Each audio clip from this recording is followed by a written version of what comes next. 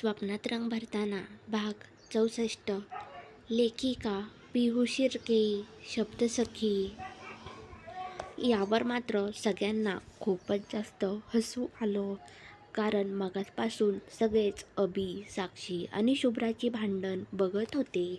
लता काकूंनी 5व्यांदा सुपारी पाण्यामध्ये टाकली तसा शुभम आणि रुहीने पाण्यामध्ये हात घातला.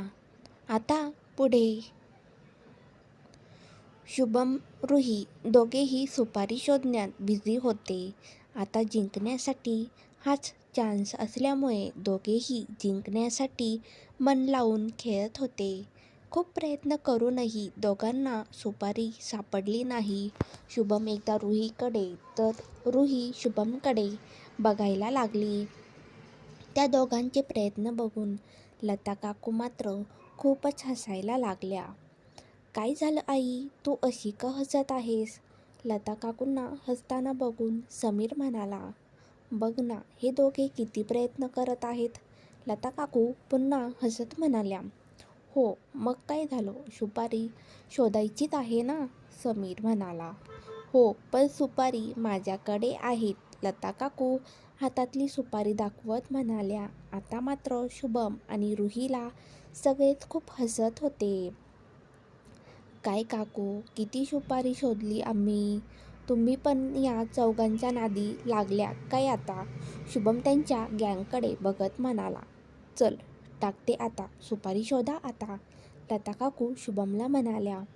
हो, पण यावेळेस खरंच सुपारी टाका, शुभम लता काकूंना म्हणाला. हो हो लता काकू. लता काकूंनी पाण्यामध्ये सुपारी टाकली तसा शुभम आणि रुहीने पुन्हा पाण्यामध्ये हात टाकला. शुभम शुभम अभि, साक्षी आणि शुभ्राकडे बघत ओरडत होता.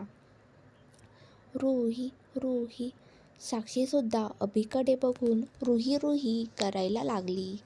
तर इकडे शुभमच्या हाताला काहीतरी लागलं, त्यामुळे शुभमने पाण्यातून हात बाहेर काढला तर शुभमच्या हातामध्ये सुपारी आली होती. पण सेम त्याच टायमिंगला रुहीला सुद्धा ती सुपारी भेटली होती, त्यामुळे सुपारीला दोघांचेही हात लागले होते. अरे वा, दोघांनाही एकाच वेळी सुपारी सापडली का? मंगलकाकू म्हणाल्या. पण आधी रुहीच्या हातामध्ये सुपारी आली, त्यामुळे आमची टीम जिंकली, साक्षी म्हणाली. शुभमला आधी सापडली होती, रुहीला नाही, अभि साक्षीला म्हणाला. नाही काय, रुहीलाच आधी सापडली होती, साक्षी चिडत अभिला म्हणाली. शुभमला आधी सापडली होती, मी बघितलं होतं, अभि म्हणाला. अरे गप्पा बसा रे तुम्ही, भांडू नका, दोघांना सुद्धा नंबर भेटणार, रुहीसुद्धा जिंकली नाही आणि शुभमसुद्धा जिंकला नाही. दोघे सेम लेवलला. मंगलकाकू सुपारी दोघांनी धरली असल्यामुळे दोघांनाही नंबर देण्यात आला. चल शुभम, आता शेवटचा गेम, दोघेही आता उभे राहा. शुभमला मागे तर रुहीला शुभमच्या समोर पाठमोरी उभी केली. लता काकूंनी शुभमच्या हातात गरम पाण्याचा तांब्या दिला. हे 5 तांबे पाणी रुहीच्या डोक्यावर टाक आणि रुही तू सुद्धा सेम तसंच कर. अंगावर 5 तांबे पाणी ओतून झाल्यानंतर दोघांनाही घरामध्ये आंघोळ करायला पाठवलं. साक्षी आणि शुभ्रा रुहीला घेऊन त्यांच्या रूममध्ये गेल्या. रुही आणि शुभ्रा दोघींनी रुहीला मस्त तयार केलं. आता सत्यनारायणाची पूजा होती, त्यामुळे रुहीला त्यांनी मस्त जांभळ्या कलरची पैठणी, त्यावर हिरवा काठ असलेली नऊवारी नेसून दिली. गळ्यात छोटं आणि मोठं शुभमने घातलेलं मंगळसूत्र, मंगलकाकूंनी दिलेला कोल्हापुरी साज, नाकामध्ये नथ, हातामध्ये हिरवा चुडा, कपाळावर चंद्रकोर, ओठांवर मस्त लाल गुलाबी शेड असलेली लिपस्टिक, केसांचा अंबाडा, त्यावर मस्त मोगऱ्याचे गजरे लावले होते आणि भांगेत शुभमच्या नावाचं सिंदूर. रुहीने जास्त मेकअप नव्हता केला, पण त्यात सुद्धा ती खूपच मस्त दिसत होती. वाव बहिणी, कसली गोड दिसत आहेस ग तू, शुभ्रा रुहीकडे बघत म्हणाली. आज दादा तुझ्याकडेच बघत राहील बघ, शुभ्रा म्हणाली. चला ग पोरींनो, आवरलं की नाही? काकू रूममध्ये येत म्हणाल्या. अगं काका आलेत, उरका लवकर, मंगल काकू दरवाजात येत म्हणाल्या. इतक्यात त्यांनी तयार झालेल्या रुहीला बघितलं. तशा त्या रुहीजवळ आल्या. खूप गोड दिसत आहेस बाळा तू, कुणाची नजर नको लागायला, बोलतच मंगल काकूंनी रुहीच्या कानामागे काजळाचा टिळा लावला. यावर रुही मंगल काकूंकडे बघून फक्त गोड हसली.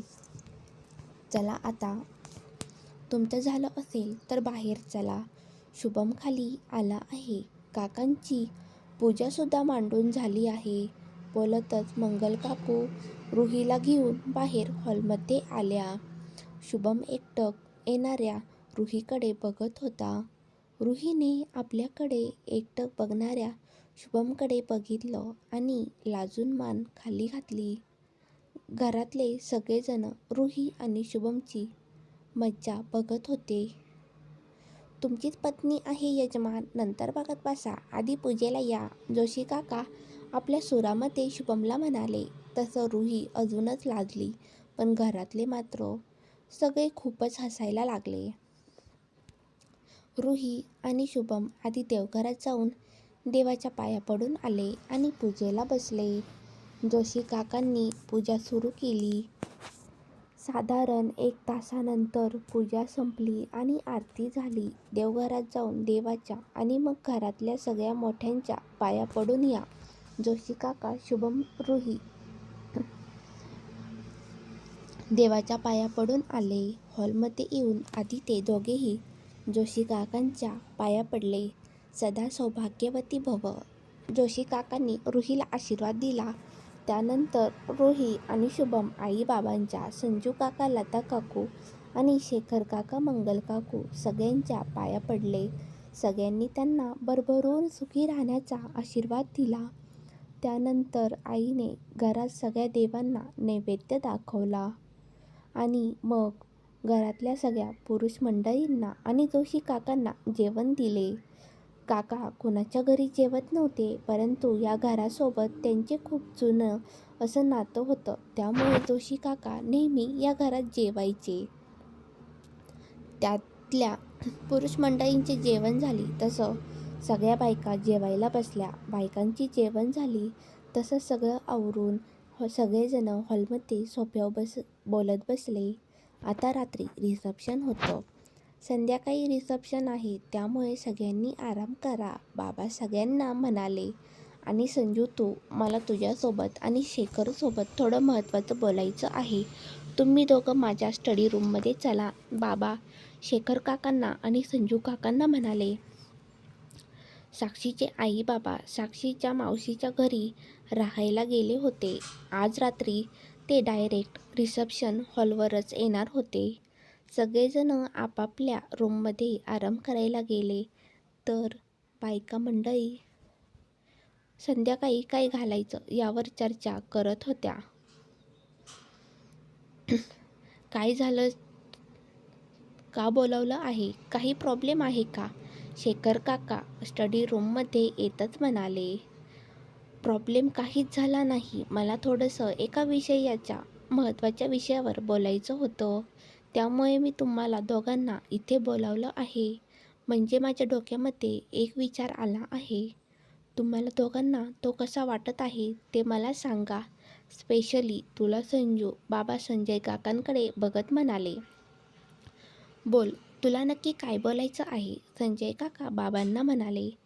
आज रात्री शुभम काहीच रुहीचं रिसेप्शन आहे, तर मला असं वाटत आहे की जर आज आपण शुभ्रा आणि समीरच्या लग्नाची अनाऊन्समेंट जर केली तर मला तर असंही वाटतं की आज त्यांची एंगेजमेंट करून टाकू. म्हणजे आपण मोठी एंगेजमेंट करू, पण आज छोटी, फक्त रिंग एक्सचेंज. बघा तुम्हाला दोघांना कसं वाटत आहे ते. बोलून बाबा त्या दोघांच्या चेहऱ्याकडे बघत बसले. अरे वा, ही तर आयडिया माझ्या डोक्यात आलीच नाही. ऑफिशियली आज तुझी मुलगी माझी सून होणार आणि आपली मैत्री नात्यामध्ये बदलणार, संजू काका हसतच म्हणाले. तुला काय वाटत आहे शेखर, आपण असं करू शकतो ना? बाबा शेखर काकांकडे बघत म्हणाले. हो, नक्कीच. खूप मस्त आयडिया आहे. मला असं वाटतं हा विषय आता आपल्या तिघांमध्येच राहू. आपण नंतर या सगळ्यांना सरप्राईज देऊ. काय वाटतं तुम्हाला? शेखर काका दोघांना म्हणाले. हो, नक्कीच. आपण त्यांच्यासाठी हे सरप्राईज ठेवू. बाबा, तर मग आता तयारीला लागा. शेखर काका हसतच या दोघांना म्हणाले.